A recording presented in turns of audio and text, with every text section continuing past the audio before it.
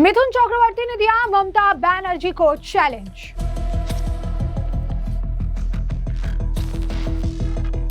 मिथुन चक्रवर्ती बोले, अमित शाह को बंगाल में बैन करके दिखाओ। बोलिए पूरी तरह से थ्रेट करे कि बोले कि आज से आपको पश्चिम बंगाल में आने नहीं देंगे, फिर देखिए क्या होता है। मिथुन चक्रवर्ती का बड़ा दावा, बंगाल में बनेगी बीजेपी सरकार। अब देखना इस बार तो हम बनाएंगे ही बनाएंगे।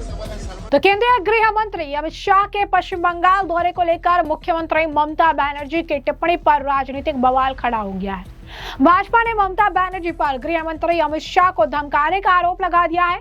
पार्टी ने कहा कि ममता बनर्जी सिर्फ अमित शाह को नहीं बल्कि पूरे भारत को धमकी दे रही है और इस पूरे विवाद के बीच अब भाजपा के नेता और एक्टर मिथुन चक्रवर्ती ने भी सीएम ममता बनर्जी पर जमकर निशाना साधा है। पश्चिम बंगाल के मुख्यमंत्री ममता बनर्जी के केंद्रीय गृह अमित शाह के राज्य के दौरे और यहाँ पर जिस तरीके से जो है बयान उन्होंने दिए थे उस पर अब बीजेपी नेता और एक्टर मिथुन चक्रवर्ती का बयान सामने आया, जिसमें उन्होंने कहा है कि गृह मंत्री अमित शाह को ममता बनर्जी धमकी दे रही है, बयान दे रही हैं। अमित शाह को पूरी तरीके से धमकी देकर देखिए, आप कहिए कि हम आपको पश्चिम बंगाल में घुसने नहीं देंगे, बैन कर देंगे, तब देखिए कि इसका क्या जो रिजल्ट आपको मिलता है। हम इस बार पश्चिम बंगाल में निश्चित रूप से सरकार बनाएंगे। सुनिए क्या कुछ कहना है मिथुन चक्रवर्ती का।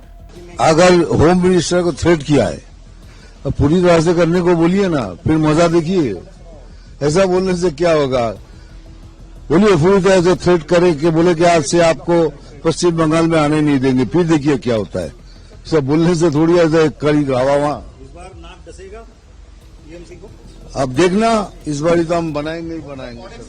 तो जैसे कि आपने मिथुन चक्रवर्ती का बयान सुना, दरअसल भाजपा ने बुधवार को सीएम ममता बनर्जी की आलोचना की थी और उन पर गृह मंत्री अमित शाह को धमकी देने का आरोप लगाया था, क्योंकि ममता बनर्जी ने कहा था कि बंगाल के लोग बहुत ऐसे अच्छे हैं, आपको बंगाल में रहने दिया जा रहा है या आने दिया जा रहा है, आपको नहीं आने दिया जाएगा, शकुनी और तमाम तरीके की जो बातें हैं उनके लिए कही गई थी। उन्हें बहुत ही ज्यादा ऐसे शब्दों का इस्तेमाल किया गया था, वो भी गृह मंत्री अमित शाह के लिए।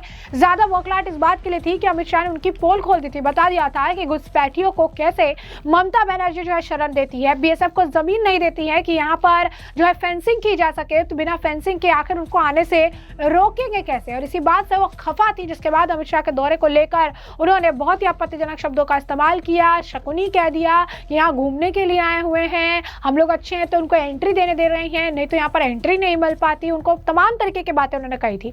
जिसके बाद भाजपा के नेता संबित पात्रा ने कहा था कि ममता बनर्जी ने देश के गृह मंत्री को ऐसी भाषा में धमकी दी जिसकी कल्पना भी नहीं की जा सकती है।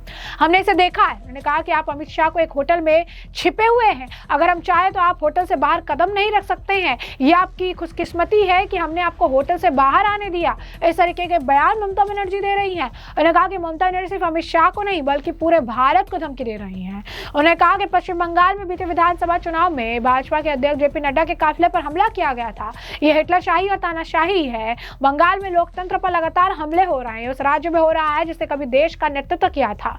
ममता बनर्जी ने बंगाल को बर्बाद कर दिया है। ममता बनर्जी घुसपैठियों के खातिर देश के गृह मंत्री को धमकी दे रही है। सुनिए क्या कुछ कहा था संबित पात्रा ने।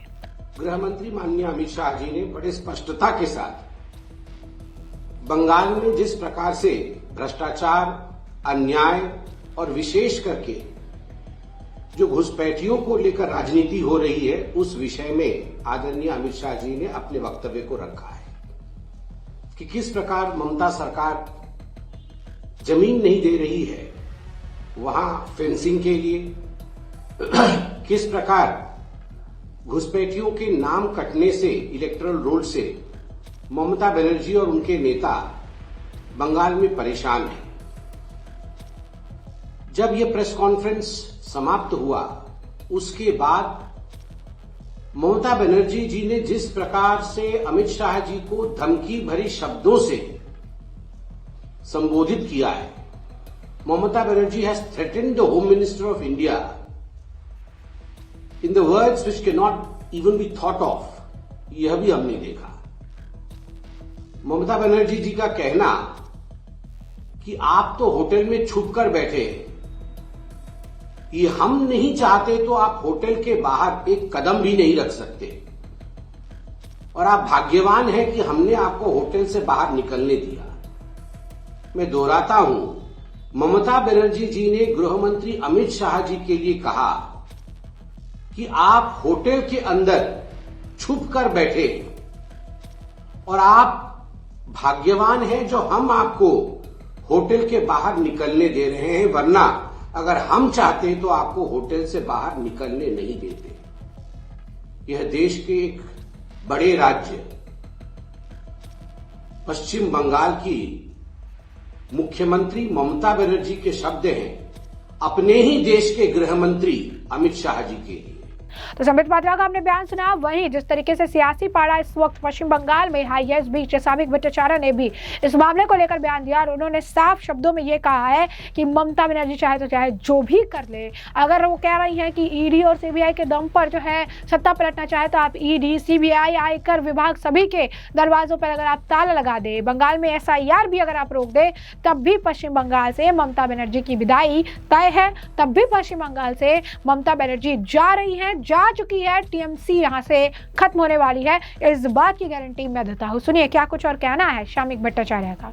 अरे पश्चिम बंगाल बीजेपी अध्यक्ष होने का नाते ये तो मैं दावे के साथ कह सकता हूं कि अब ईडी सीबीआई के दरवाजे पे ताला लगा दीजिए, इनकम टैक्स और GST को बोल दीजिए आने वाले दिन में किसी को नोटिस ना भेजे, SIR बंद कर दीजिए, तब भी तृणमूल सत्ता पे नहीं आ रहा है। तृणमूल जा रहा है, तृणमूल जा चुका है।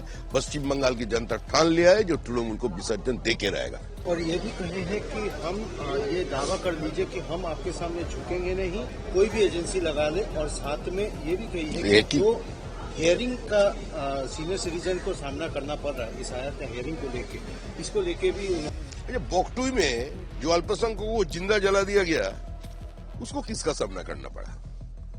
जो 40,000 नौकरी बेच दिया गया, उसको किसका सामना करना पड़ा?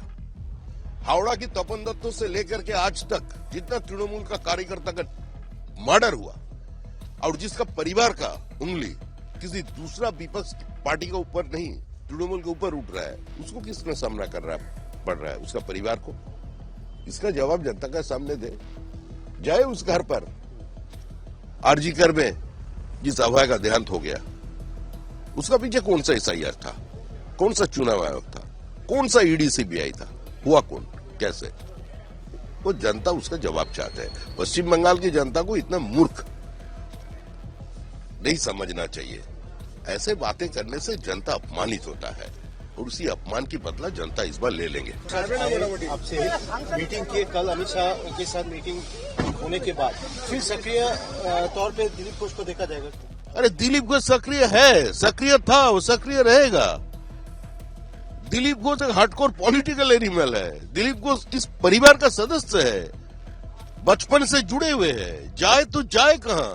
तो जैसे कि आपने शामिक भट्टाचार्य का बयान सुना, उन्होंने लगातार जो है इस मामले पर प्रतिक्रिया दी और बीजेपी के जो बड़े बड़े नेता हैं वो लगातार ये दावा कर रहे हैं कि इस बार तृणमूल कांग्रेस की विदाई पश्चिम बंगाल से तय मानी जाएगी। तो वहीं तृणमूल कांग्रेस इसके बचाव में आ रही है और ये कह रही है कि ममता बनर्जी पर जनता का भरोसा है और ऐसा कुछ नहीं होगा। ऐसे में पश्चिम बंगाल में चुनाव से पहले ये बयानबाजी जो है जारी रहेगी। अब क्या होगा, क्या पर्दाफाश होगा, किस तरीके से और बातें निकलकर सामने आएगी, बयानबाजियां जो चल रही है इसके पीछे और क्या कुछ आप कह सकते हैं मोटिव छिपे हुए हैं, किस तरीके से घुसपैठियों का मुद्दा और गरमाने वाला है, तमाम चीजों पर हम आपको रखेंगे अपडेटेड। फिलहाल के लिए हमने आपको जो पूरा मामला है विस्तार से बता दिया है।